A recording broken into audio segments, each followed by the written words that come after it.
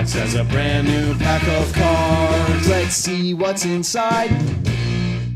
Welcome back, guys. I'm on my own for today, and we're going to be reviewing the pack Long May He Reign, ironically depicting Robert Baratheon, who did not reign for very long. I guess actually he did, compared to a lot of the kings, but certainly not in the main story. Oh man, and we are starting off with a doozy. So this is another version of Aria Stark. It's the most expensive one. She's a lady. She has a base 5 cost and a total shadow cost of 6. She also has stealth. She's a Trigon, which is awesome. Let's go, Aria. And she has a long ability, but it's pretty simple. It's really only long for lore reasons. When she enters play, you put a prayer token on up to 5 different characters that you don't control, so you can't use this to benefit from sacking or killing your own things. If any of those characters are killed, Aria stands and you draw a card. So first of all, you have to kneel Aria before the character is killed if you're intending to kill it, or else this won't trigger, which is a little annoying.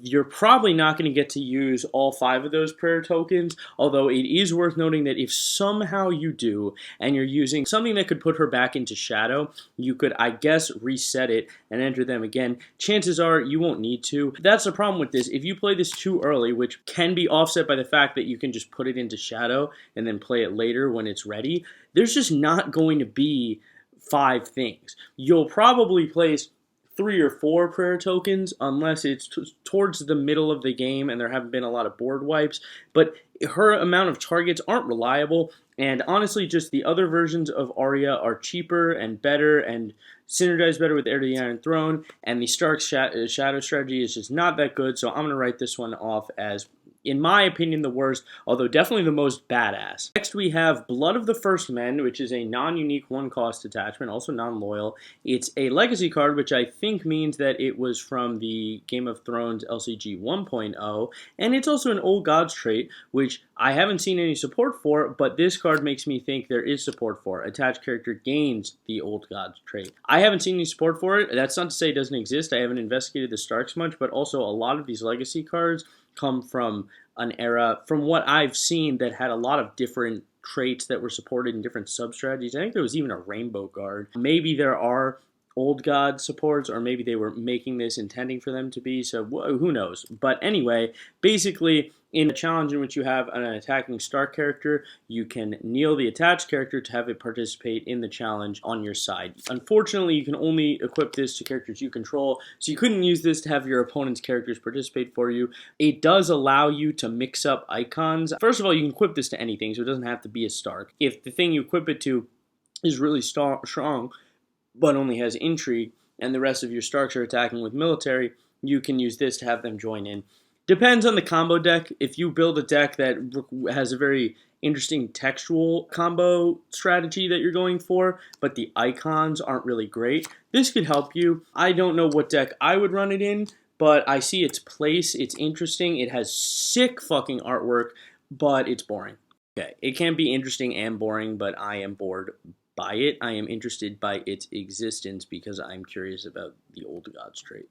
For Tyrells, we start with the Queens Retinue, and this continues a trend of 4 printed cost shadow cards that have 6 total printed cost, but have an alternative cost you can pay to take them out of shadow for free, essentially making them a 2 cost, but with no real effect. Each opponent draws 2 cards when you bring this thing out of shadow.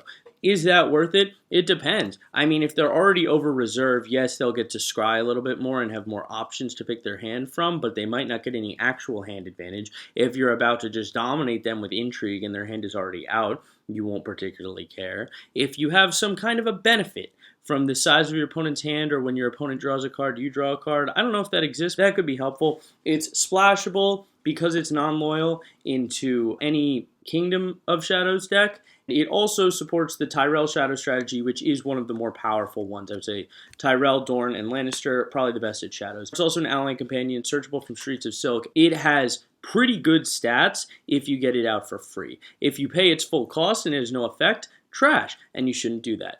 Even if you pay the semi-cost of your opponent's drawing 2 cards and it has no effect, still might not be worth it. However, the fact that you can do it in the middle of the challenges phase if you know your opponent isn't doing an event or ambush-focused deck, and at the very least, you will have something on the board for right now that they can't do anything about with the resources they just gained. That's helpful. Depends on the situation, depends on the deck, depends on the deck you're playing against, but it's so splashable, it's fine. It's a good card that would find its place in many decks. Now we have a Tyrell location, a warship, interestingly enough. It's a 3-cost, it's unique, it's loyal, it's called Huntress. While it's standing, every Tyrell character you control with printing cost 3 or lower gets +1 strength, but whenever you want, you can kneel it to get one specific character to have +3 strength. So this would probably work best towards the end of the challenges phase when you don't need the boosts on all of them and you can just focus on one in particular. This is also good in the fact that Tyrells like to do one-on-one challenges, so being able to buff one thing while also having the versatility of until you do everything being buffed is good. Only problem is 3-cost location, sure, you can bring it out with support of the people, but realistically, the most expensive location that you're going to be playing, 4 to 6 cost locations are extremely rare and extremely deck defining. This would be a big commitment in terms of gold, and then you have to define your whole deck around having these 3-cost or lower Tyrells, and all it gives them is strength. You need to have things that are just cheap on the board. And obviously those are good things to have out, but eventually you're going to want big things, and those big things are more likely to have the big effects that could use the boost from this, such as, for example, Brienne of Tarth. It is a warship, which is one of the most supported traits by the Greyjoy, so if you did a Greyjoy-Tyrell combo deck, this would be fun, although you would need a bunch of Tyrell characters with strength 3 or lower. I'm not sure exactly what kind of strategy this would mold your deck into or what cards would be good in that. Just eyeballing it, the Tyrell decks that I've thought of, being relatively unfamiliar with the faction, no thank you. I hate this card. So this is a shadow card, Recruiter from the Dungeons for the Night's Watch. It has no icons. It is a 3-cost printed, so you can get it with Flea Bottom, 2 strength,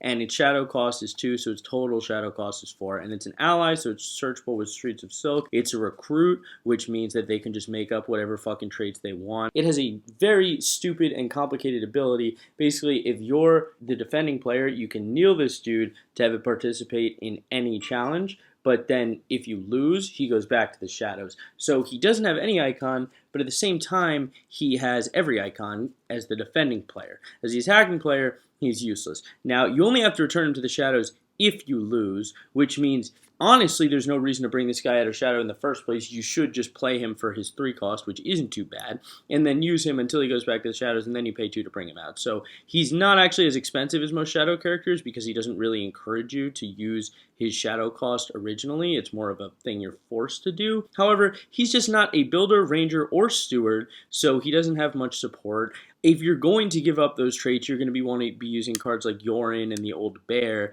that are much better. This guy is just defensive. He's going to help you in challenges as a defending player, which the Night's Watch deck does love to do, but they have other cards that do it that have traits that are helpful. There's a million other ways to do it that are better than this guy. I think the Night's Watch deck has really sectioned itself off into either you're playing sort of a trolley, steely deck, or you're playing a builder, ranger, and or steward deck, but there's not a lot of room for cards that don't have those traits in those types of decks, whether you're using all 3, whether you're using 2, whether you're using 1 specifically. And in the trolley steely deck, you don't care about traits as much, but this guy doesn't really contribute to that. It doesn't troll or steal, it just defends. So, interesting shadow design, I will say. The Night's Watch don't really have a lot of shadow cards. I really like this card's design, I just think he's kind of bad. And then we have the Night's Watch location, Rhymegate. Night's Watch love locations, and this is 2 or lower, so it can be put into play by aged craftsmen. And it's very simple. When another location you control would be discarded, you can kneel Rhymegate to save it. So if your opponent plays something like Political Disaster that makes you get rid of a bunch of things at one time, you can kneel Rhymegate and save an extra one of them, but Rhymegate itself and a bunch of other things are going to be destroyed. This is also unique, so you can't have a Rhymegate save a Rhymegate or something. For unique locations, it's honestly probably just better to run an extra copy of them, because even though they can't be put directly into play by aged craftsmen, you're more consistent to draw them, and if you care about them not being destroyed, you can just put them on as a duplicate. Again, though, a duplicate won't count as an extra location, and some Night's Watch people like Eastwatch Carpenter really benefit from you having multiple. So that would be a benefit of Rhymegate. It's also doesn't get discarded when it uses its ability, so if your opponent tries targeted removal, you can just kneel Rhymegate and they'll have to do it again, but you'll still have Rhyme Gate. It's good in that respect. I don't know how the meta plays. In my meta, I don't typically see a lot of back row removal. No one really aims for locations, but it would be a serious Achilles heel of the Night's Watch deck, and in that respect, this is pretty good. The one area where Rhyme Gate I think really shines over the duplicate thing is when it comes to non-unique locations, which a lot of econ cards are, and if they're non-unique and you can't get a duplicate, well, in that case, Rhyme Gate provides a little bit of protection, and honestly, not a lot of decks besides the Night's Watch have this kind of protection for locations, so its existence is cool, and it's a cool card if you're just trying to swamp the field with locations that just cover every possible option, and that is a fun deck to do with Night's Watch, especially with builders, so I like it. I think, though, that most of their other locations are more impactful, although, you know what, they have so many locations that plenty of them are shitty. I'd say this is middle of the road. And now we have the face of this pack and the face of our king, Robert Baratheon. Long may he reign. He's a lord and a king. Wow, you can whip him out with Heir to the Iron Throne, and then you can use King in the North. Great traits right away. He's got the boring icons. He's a 6 cost, so bring him down to 4 with Great Hall. 5 strength, solid stats. He's got renown. Obviously, he's a fucking war hero turned king. After he gains power, you gain 1 power for your faction. So first of all, the Baratheons have a lot of ways to help him gain power, and they also have a lot of other things you could put on him, like Lightbringer, I think. That would give him even more benefits when he gains power, but the best part about him compared to a lot of the other Baratheon characters that like to gain power is that he has fucking renown. He doesn't need help to gain power. He's going to go out there with his Warhammer, he's going to gain some power for himself, and then he's going to gain some power for your faction. This guy is just a double power accelerant in general. He just makes renown just better. This card in a vacuum just says, hey, I have renown twice, and then also supports heavily a lot of other things in his faction. There's several versions of Bobby B, and you could argue for all of them. This one is just really good. I'm not going to state whether it's good in the sense of comparing it to the other Bobby Bs, because it really does depend on the deck, but just looking at this card as a card that exists without knowing there were other ones, it's really good, and then even better when you learn about the ways that its faction can support it.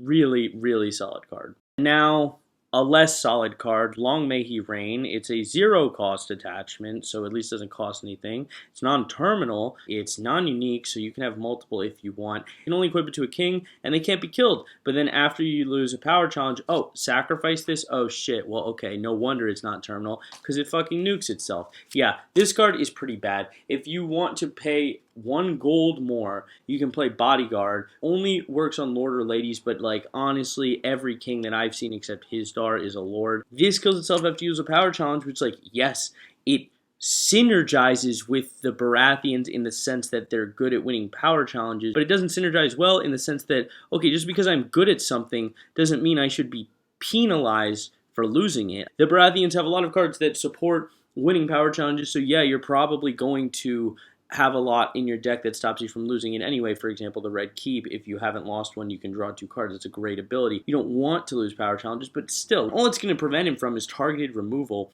And it's way easier to win a power challenge than it is to do targeted removal. Ultimately, I don't like this card, but you know what? Nothing. The Bastard of Driftmark, Rain Waters himself. I love this card. So he's a 4 cost unique, 3 strength, all the icons but military, non-loyal Lannister, and after you win an intrigue challenge in which this guy's participating, choose and stand a location. Doesn't have to be in faction. So I actually have a alliance deck with Night's Watch that uses Lannisters and Greyjoys for pillage to fill up their discard pile and then steal their shit. And this guy is super helpful because he can stand the wall and use it again. There are so many locations that don't bother to put once per turn or once per phase just because they kneel themselves and it's hard to stand them. And this guy can do this in any faction with any card that doesn't explicitly say once per phase, once per turn, or make you kneel your faction card. I don't have much else to say about him. Lannisters are good at winning intrigue, so he's in faction, but you can probably win some intrigue anyway. He's contributing 3 strength right away. He's just really good and really splashable and makes for so many fun combos. One of the best or most fun non-loyal Lannisters. And now a Lannister Shadow location.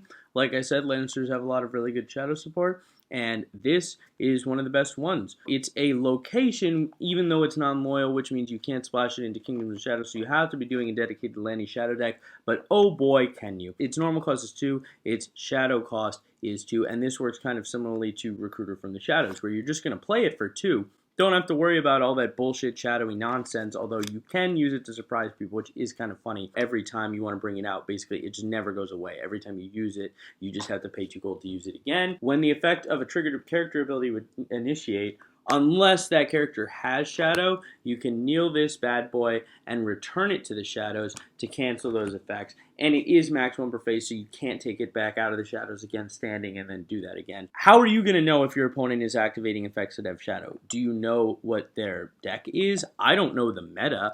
I don't know how important this is in the competitive meta, nor do I know how important it is in your specific meta. If they don't have Shadow, though, which does constitute the large majority of characters in the game, this is a pretty safe character negate, especially if you do have the extra gold to spend and you bring it out of Shadow just in time to do a character negate and you don't telegraph it to your opponent. Now, although that lack of telegraphing is powerful, I don't think it's worth 2 gold. But it does also just contribute to general Lannister Shadow strategy of being a Shadow card. And it's just a consistent source of negates, which Lannisters like to do and are very effective. And I gotta say, for being able to negate a triggered character ability all the time, it's a lot cheaper than Begging Brother. Although, to do it 3 times, it's actually exactly the same cost. That's weird. Okay, I love this card, but its usefulness is up for question. It's Blackwater Raiders. It's a mercenary, minor support. It's a raider, minor support within Ironborns. It's a 3-cost character. Oh, that's cheap. Oh, wait, Shadow 3, so it's actually 5 cost for boring icons and 2 strength and an ability that only activates when it comes out of Shadows. Come on. Oh, wait, what? This ability is sick. Choose a location in your opponent's discard pile with print cost 2 or lower and put it into play under your control. Now, this is non-loyal, so you can splash it into any combo deck, and it has Shadow, so you can splash it into any Kingdom of Shadow deck. However, how are you guaranteed that your opponent is going to have a location with printed cost 2 or lower in their discard pile? The easiest way is from Pillage. Now, I wish this card were less expensive because it is one of the few ways, other than like Euron, to actually take locations from your opponent's discard pile. Like if you're playing Night's Watch, you can get characters no sweat. Events, no, you're never going to get them. Attachments, I don't think you can get them. Greyjoys have like 2 or 3 ways to get locations, which makes no sense because isn't that what pillaging is? But whatever. This guy is non-unique and he's a way to do it. He's just so fucking costly and he guarantees from his own effect that it's not going to make up for it. Like you're going to spend 5 gold and then you are going to get a maximum 2-cost location. However, this does really make Pillage a lot better, and I wish there were more cards that did this because it's a lot of fun, and the fact that it's non-unique means you can, if you are using some kind of half Pillage deck, which why the hell would you do that? A full Pillage deck barely works, but sure, let's say you're doing that like I'm doing in my Night's Watch Alliance deck. Most of the deck is designed to take their characters, but if I'm pillaging anyway, why not toss this guy in? If I can't afford him, I can't afford him. His stats aren't good enough to just play him without using his effect, but it's very unique, and the fact that he's non-unique adds to the uniqueness of this card because it's just one of the few ways to do what it does, which is very helpful in a pillage-based strategy or even hand discarding strategy, or of course if you want to actually remove their locations targetedly from the field, although that's not always super easy to do, but political disaster exists. His traits are both supported but so minorly and so weirdly that I'm not even going to really talk about it. Card that needs to exist. I just wish it existed in a better way, and I don't really know why it's a shadow card. This card is a fucking joke. Fishmongers Square. So it's a 2-cost location. Every single faction has a 2-cost location, most of which are limited. This one's not. That's like, kneel this to gain 1 gold, or if this condition is met, gain 2 gold, or it's like, oh, kneel this thing in 2 gold, but you can only stand it to do this. So basically, it's a 2-cost econ card that requires conditions that faction has synergy in meeting. Yeah, this one does that in the worst way ever. If there are 10 or more cards in your opponent's discard pile, kneel this to draw 1 card and gain 1 gold.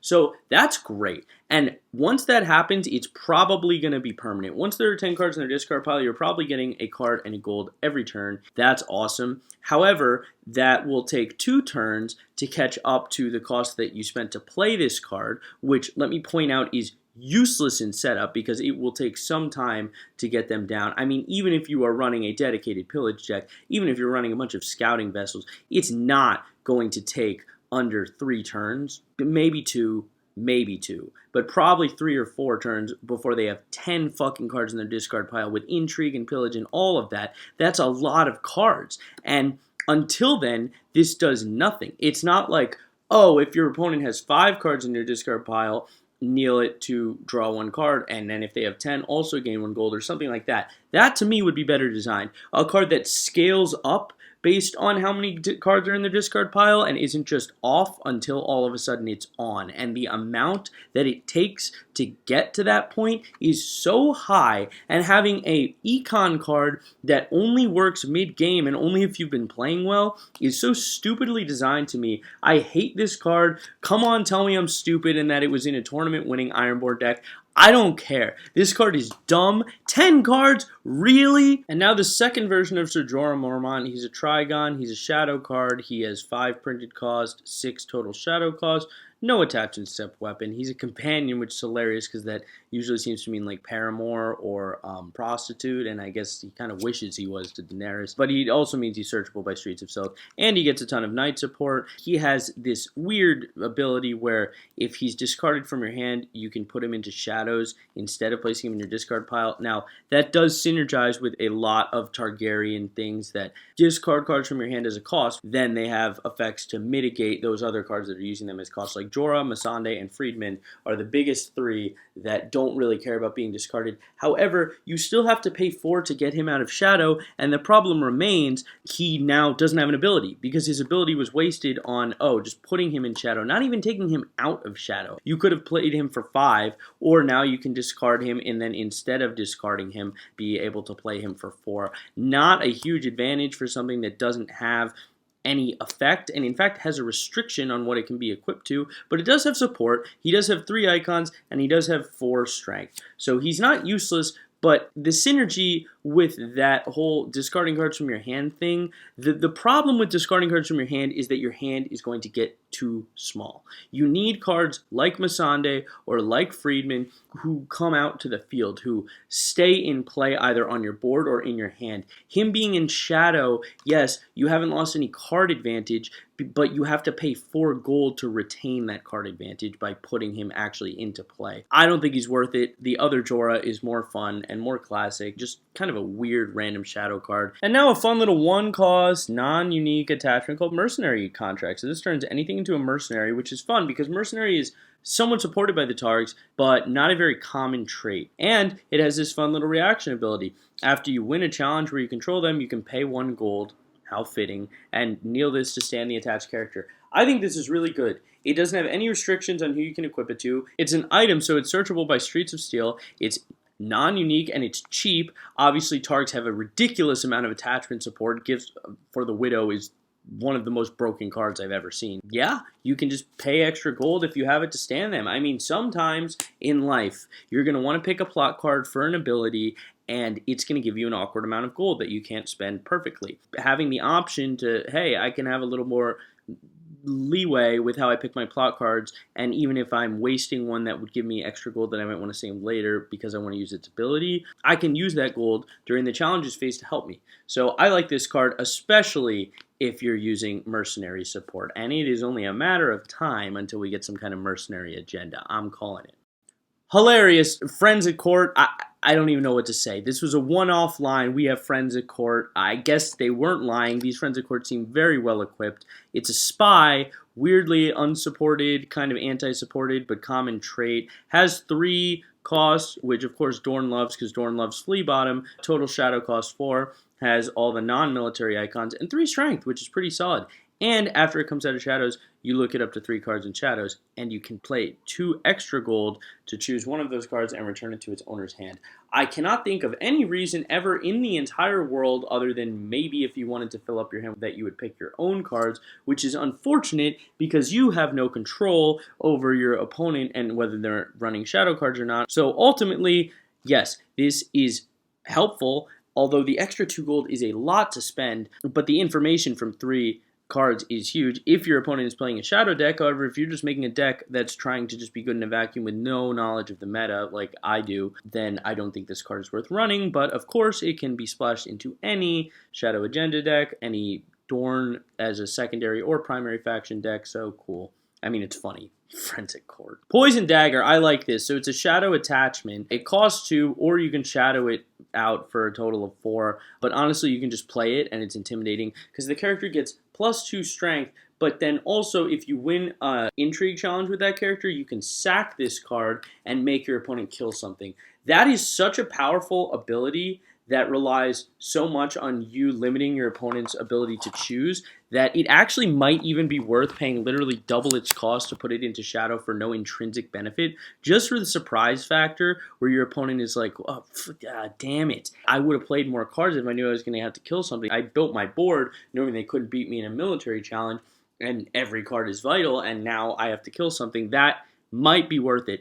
Even without it, great card, huge threat. Dorn doesn't mind losing challenges, but they have to make up for that somehow with some card removal, and damn, they are good at Intrigue. Duran's game really relies on it, so this is a really solid card. It's non-unique. It's a Shadow card, which they can support heavily. I like this card a lot, even though it is a rather dull idea for a card. I mean, Poison Dagger. Come on. And our only neutral card for today is a location, but what location it is? It's the second version of the Iron Throne. So the first version of the Iron Throne is very simple. It gives you +8 towards dominance, which almost guarantees a dominance win, and +1 reserve. This one is a little different, so I don't know why they have the same name, because you can't run them together, but they don't seem OP together. But this is after phase begins, kneel this to name a card. Until the end of the phase, that card cannot be marshaled, played, or put into play by any means. Yeah, if you have an idea of what your opponent is doing, then this is very helpful. If you have a fear of one card that's kind of generic, a neutral card that could stop your strategy, this is very helpful. If you return something to your opponent's hand, or they did, and you know about that, then this is helpful. I would say this works best in a Baratheon roller deck because they're very good at getting information about your opponent's hand, and this is just another way to sort of freeze those cards, right? Like, it doesn't matter if your opponent has 6 cards in your hand or if they have 5 cards in your hand,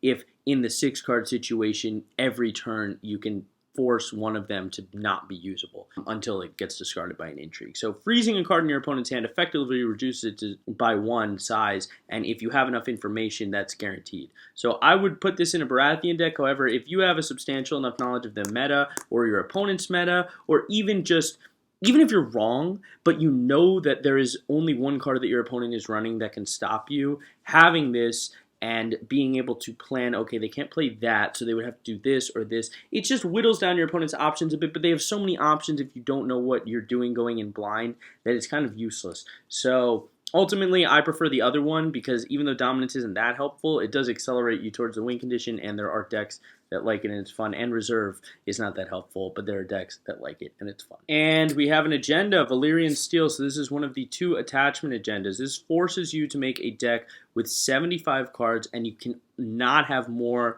than 1 copy of each attachment by title, although I'm not familiar with any attachments that have 2 variants with the same title but different effects, although correct me below. Basically, as an action, you can kneel your faction card and pay whatever amount of gold an attachment costs to put it into play from your hand. So basically, every attachment gains ambush if you're willing to kneel your faction card.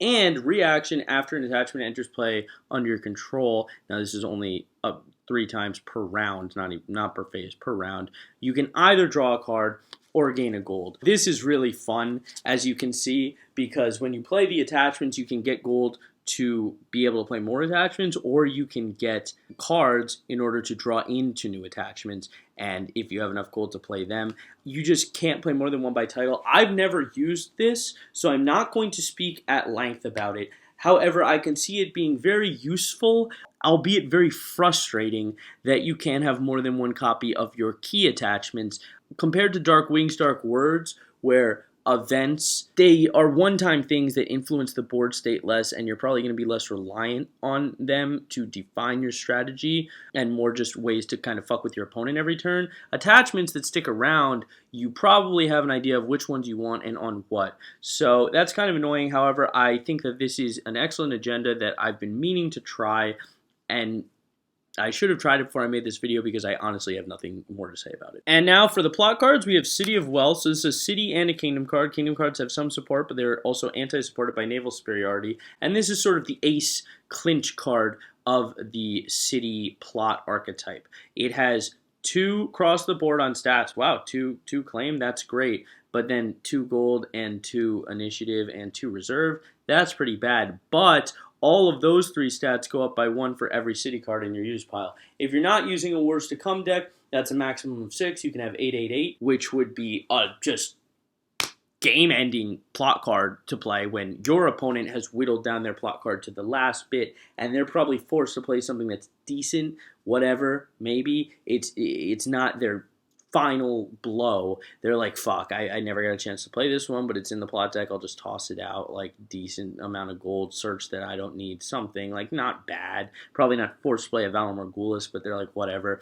You, on the other hand, are like, I have been waiting all game, stacking my plot use pile with city plot cards for this. I have 8 gold, I have 2 claim, I am definitely going first, I'm going to splash my board, and I'm going to fucking assault you with my cards. This is really fun. I really like this idea of a plot deck that, instead of narrowing itself down, builds up the last card that you're going to play. And if your opponent is meta savvy and they see that you're playing city plot cards, they're going to be scared. But that's the problem with this, is that allows them to save naval superiority for their last plot card, which can cancel this. So be wary of that, because your opponent is, if they know what's going on and they see that you've played 2 or 3 city plot cards in a row, they're going to know that you're probably going for this, and all you have to do is save naval superiority to reduce the gold on this to 0. However, that is only the printed gold, I think, so I'm not sure if that would affect this card's ability. I'm not sure.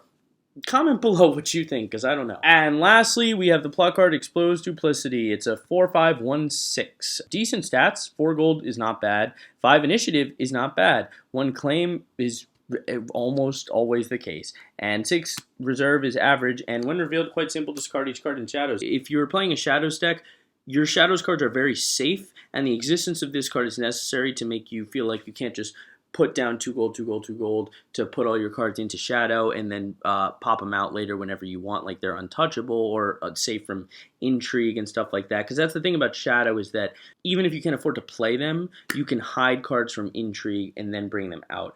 The existence of this card, though being very meta-contextual, whereas like I would not put this in any of my decks because I don't know if I'm playing against people with Shadow, is very important because as a counter pick, and I don't know how plot decking works with side decks, if that's a thing in this game, but you need to be afraid of it if you're running a Shadows deck, or things would be very overpowered. It's also a scheme, which is helpful. You can use it with like Reigns of Castamere. It also has the problem of not being able to be used in a Shadows deck. So you can't use it to get rid of your opponent's Shadow cards if you have a bunch of Shadow cards yourself, because it gets rid of all of them. So if you are not playing any Shadows cards at all, you can run this fairly liberally, and it has good stats. So even if you don't really get a chance to use its effect, you will probably get the stats off.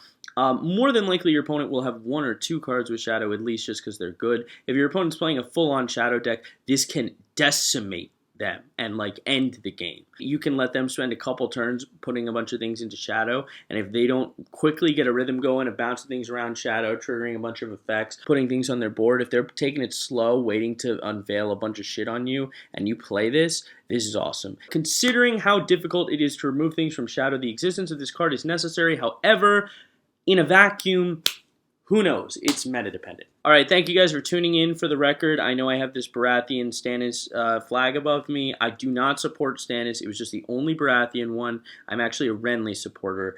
Don't get it twisted.